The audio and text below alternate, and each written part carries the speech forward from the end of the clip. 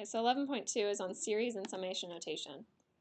Okay, so we just talked about what a sequence was. A series is just adding up all the terms in a sequence. So the series is just the sum of the numbers in the sequence. Okay, you might see what's called sigma notation or summation notation. That involves the Greek letter sigma, right? It's a convenient way of notating the sum of a bunch of different numbers. All right, so if you see something that looks like this, so you have the sum of AK, K starts at 1 and goes to N. So the bottom number tells you where you start. So start with 1. So that's the first thing you plug in. And then you want to include every whole number up until this is where you stop.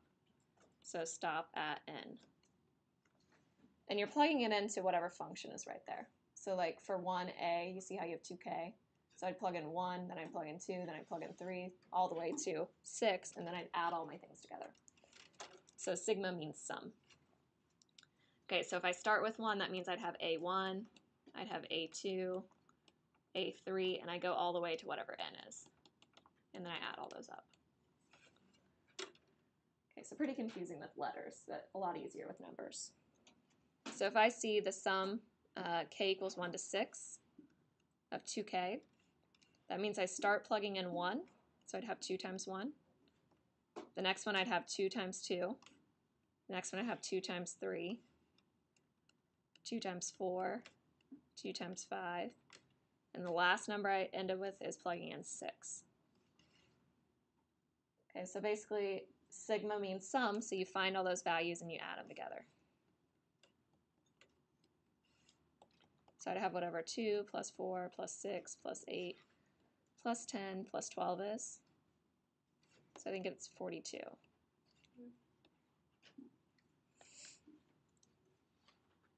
right, so next one a little bit harder. There's a factorial in it. So what number do I start plugging in for K with? 0, and you go until K equals 4. All right, a lot of people get confused on the test. They say 4 is the number of things they'll have. That's not what that is. That's the last number you plug in. Okay, so I'd have 2 over 0 factorial plus 2 over 1 factorial plus 2 over 2 factorial plus 2 over 3 factorial and then plus 2 over 4 factorial. So what was 0 factorial again? What did we say it was? 1. So I have 2 over 1, which is 2. 2 over 1, which is also 2.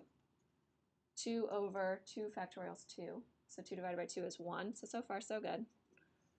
How about this one? What's the next one? 2 over 6, right, which is, I'll write it as 2 over 6, but it's 1/3. And then the last one, 2 over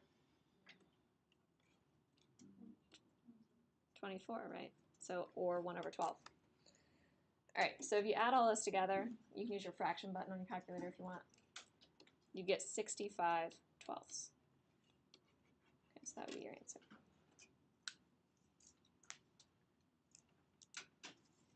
All right, next up. Okay, so let's go the opposite way. So let's take it from the different numbers and put it in sigma notation. So what do you guys notice about these numbers? They're all what? They go up by 3, is that what you said? Yeah, they go up by 3. Okay, whenever they go up by 3, that means you're going to have 3 times something in your answer. So how about we try 3 times like a K value, like we had before, 3K? Would that work? They're all multiples of 3, right? K starts at 1 and goes to 5, right? Okay, so that's your answer. That's it. Now you could have different things. Like some people were saying 3K plus 3, and then K starts at 0 and goes to 5 or goes to 4. That works as well. So you could have different things. So don't freak out if your answer is different than your neighbor's. All right, so how about this next one? It's kind of scary. You know you have a 2 on top. They all have 2's on top. What about the numbers on the bottom? What are those called? 4, 9, 16, 25, 36. Yeah, they're perfect squares. So that means I have K squared on the bottom. K would start at 2, because I have 4 there. And it goes to what number? What's this one? 6. But what happens if I start plugging in 2? So to find the first one, what's wrong with that? It's positive. Yeah, it's positive. It's not negative. Okay, this is what we call an alternating series.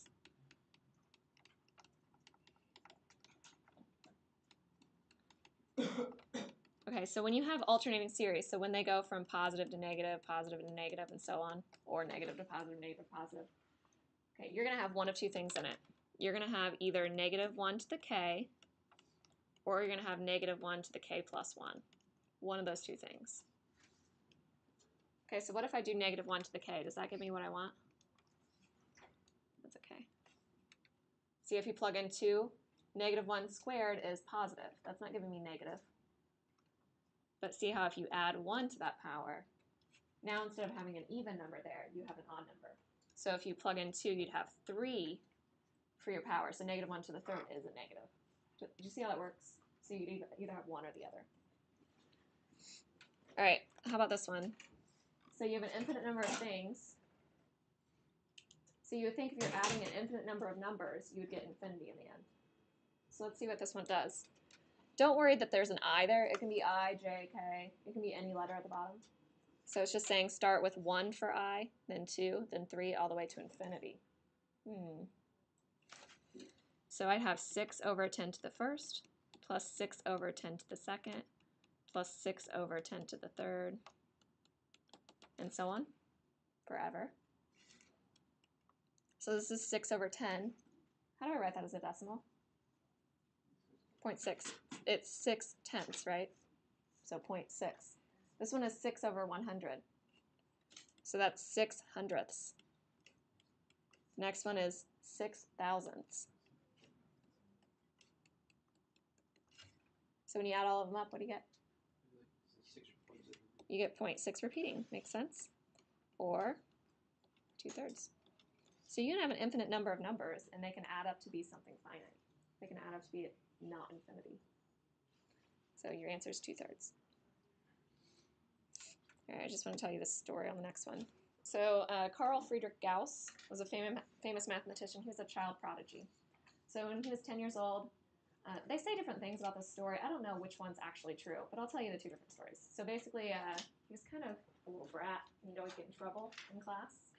And so the story is that he got in trouble, and the teacher sent him to the corner and told him to add up all the digits from 1 to 100. So think, if you're 10 years old, you're like, okay, 1 plus 2 is 3, plus 3 is 6, plus 4 makes plus 4 makes 10. See, I'm already messing up, and so on. Okay, that's kind of a big task. Okay, but he went to his teacher after like a minute, and he said, oh, it's this number. And she said, there is no way. There is no way that you know that answer. And he was like, no, it is. You can check. That's the answer. And she was like, there's no way. So it really was. So do you see how he found it? No. How many numbers do I have on my list? 101. I have 100 numbers. So Lillian, do you have a guess? Pair up the numbers. Yes, you pair up the numbers. So you have 100 numbers. So you have 50 pairs. So that means you add 1 and 100. That adds up to be 101. 2 and 99, that makes 101. 3 and 98, that makes 101. So you have 50 pairs of 101. So what he did is 50 times 101, which if you're really smart in math, you would do the distributive property in your head.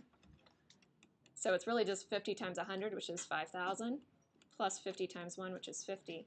So the answer is 50/50. And that's what he gave her. Okay, the other story just says that the whole class got in trouble, and she wanted 30 minutes of silence. So she made them do that as a class. So I don't know which one's true.